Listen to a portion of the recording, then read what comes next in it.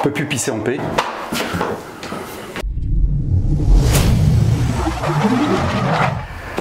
Bienvenue sur Tesla 3. Au programme aujourd'hui, vignette jaune, donc une review ou en français un retour utilisateur sur les poignées automatiques installées sur Phantom. Si vous n'avez pas vu le tuto d'installation, il est ici ou dans la description. Alors suite à ces tutos, justement, j'ai eu beaucoup de commentaires concernant le boulot nécessaire pour l'installation et vous avez raison. J'ai mis plus de 2 jours car je n'avais que peu de support vidéo pour m'aider, à un PDF de montage tout au plus, mais très imprécis et en anglais. Avec mes tutos, je pense que vous pouvez vous en sortir en une dizaine d'heures d'installation. Je sais, c'est beaucoup, mais en période de confinement, ça le fait. J'ai aussi eu quelques commentaires de style « c'est de la merde » ou « ça sert à rien ». Alors pour répondre à ces gentils commentaires, très constructifs, nous allons voir dans quelles circonstances ce système peut s'avérer utile. Première raison, une meilleure ergonomie. Vous le savez sans doute, l'aérodynamisme joue un rôle prépondérant sur la consommation, que ce soit de carburant ou de watts sur les véhicules électriques. C'est pour cette raison que Tesla, pour compléter l'efficacité de ses Aero Wheels, a imaginé des poignées à fleur de carrosserie. Si cela s'avère efficace sur la consommation, et que je trouve que l'aspect est plutôt sympathique, la poignée est assez peu ergonomique. Sur cette image, on voit qu'on doit appuyer avec le pouce, glisser les doigts et tirer la poignée. Pour un adulte, on prend vite le coup et on s'y fait vite. Mais pour des enfants, il faut souvent s'employer avec les deux mains. Ce système permet donc de prendre la poignée à une main d'une manière plus confortable. Deuxième raison, la méconnaissance du système d'ouverture. Si vous conduisez déjà une Model 3, vous et votre proche famille savez utiliser la poignée d'origine. Mais lorsque vous emmenez un ami, ce n'est pas la même histoire. Il s'y prend toujours à plusieurs fois pour essayer d'ouvrir. Plus généralement, les chauffeurs de taxi y trouveront aussi leur compte. Vous allez vite comprendre pourquoi maintenant.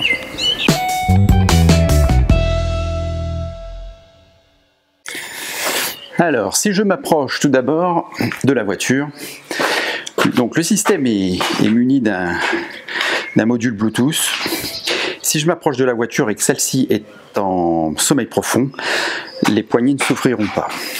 Donc la méthode pour la réveiller, en fait, c'est d'appuyer simplement une pression brève sur cette partie-là. Une fois que c'est fait, j'ouvre la poignée, je tire la poignée, pardon. Et là, une fois que je referme, la poignée se rétracte.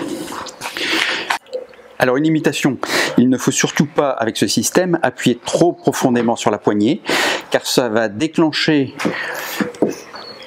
la serrure qui est ici et une fois que je serai dans la voiture et que je voudrais claquer ma porte, elle ne fermera pas. Il faudra alors que je patiente, voilà, que la poignée se rétracte et là je pourrai fermer. C'est la limitation, donc sachez bien que si la voiture est endormie, que vous voulez la réveiller, vous appuyez là-dessus. Vous brièvement, là vous tirez, vous ouvrez la porte et vous pourrez la refermer plus simplement. Donc je recommence ce qu'il ne faut pas faire, appuyer trop profondément, là on entend que la vitre se baisse et la porte s'ouvre, la serrure s'ouvre, et là je ne peux plus fermer la porte tant que la poignée n'est pas rentrée. Et là, je peux fermer. Voilà, donc ça c'est à partir du moment où la voiture est en sommeil. Maintenant, la voiture est réveillée, elle n'est plus en sommeil.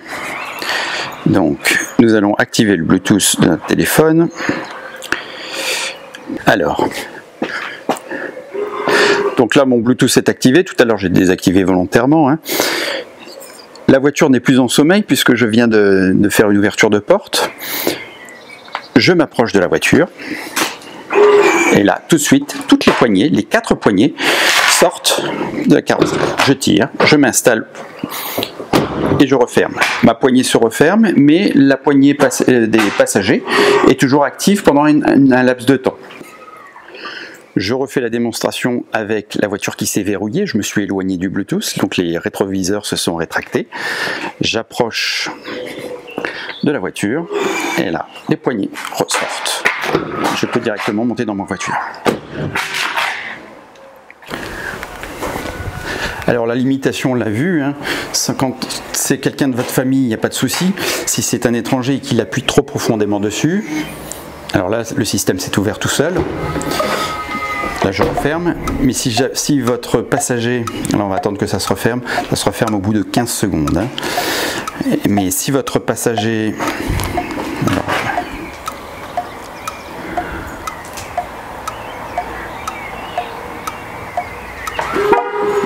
voilà, il se referme.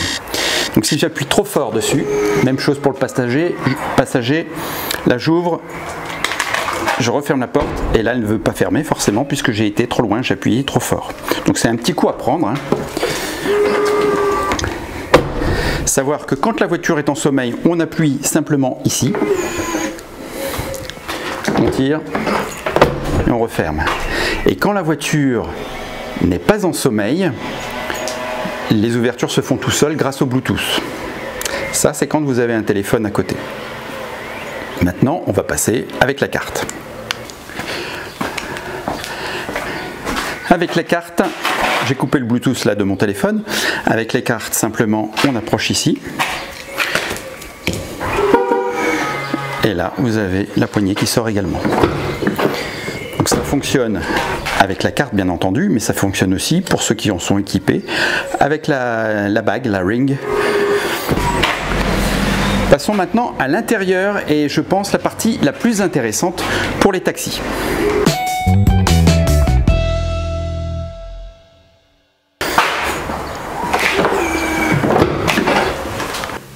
Alors de l'intérieur, on va plutôt jouer sur... Alors je vais baisser les vitres, peut-être le voir.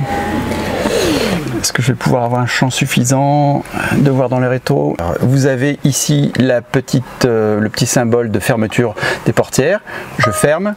Là forcément les poignées sont fermées. Et si j'ouvre, hop, les poignées sortent.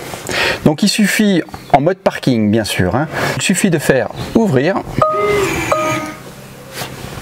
Et on peut jouer comme ça sur l'ouverture et la fermeture. Donc admettons que vous êtes en taxi, quelqu'un vous appelle, vous mettez en mode parking et tout de suite vous ouvrez les poignées. Voilà. Voilà, en conclusion, je dois maintenant vous donner mon avis sur ce système. Même si désormais j'apprécie beaucoup cette assistance à l'ouverture, selon moi, cela nécessite beaucoup de temps et donc de patience pour l'installation. Même si une fois les joints des vitres enlevés et que la vitre se démonte facilement, le risque de casse n'est pas nul. Je vous déconseille donc ce montage si vous n'avez pas cette patience ou si vous ne connaissez personne qui puisse vous l'installer en toute sécurité. Vous pouvez à l'occasion commencer par les vérins électriques du Frunk ou du Trunk qui apparaît quand même beaucoup plus abordable pour les novices. En revanche, si vous voulez vous lancer dans l'aventure, et c'est un euphémisme en ce qui me concerne, je vous invite à lire attentivement la description afin d'obtenir un code de réduction. Cette vidéo touche à sa fin, je vous invite à cliquer sur le pouce bleu si vous voulez récompenser mon travail et même à vous abonner si vous souhaitez être informé de la sortie de mes prochaines vidéos que je vous spoil ici. Pour rappel, voici le code couleur de mes vignettes.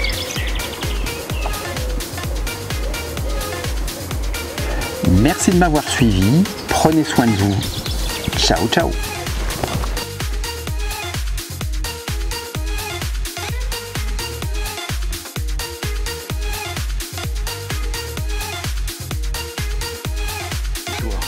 Bon Nemo, et toi, tu les montrais les moteurs sur les poignées? Tu le ferais toi?